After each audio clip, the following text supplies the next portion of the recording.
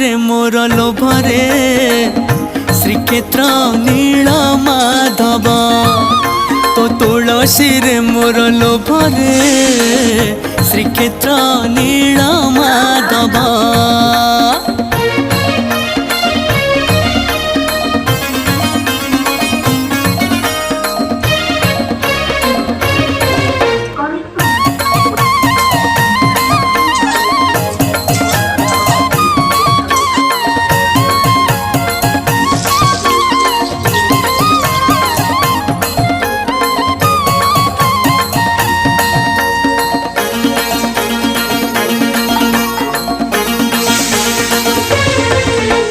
पढ़ी नाही केबे गीतार अध्याय शुणी नाही भागवत जिए जहा कहू सबु मते शुभे जगन्नाथ जगन्नाथ।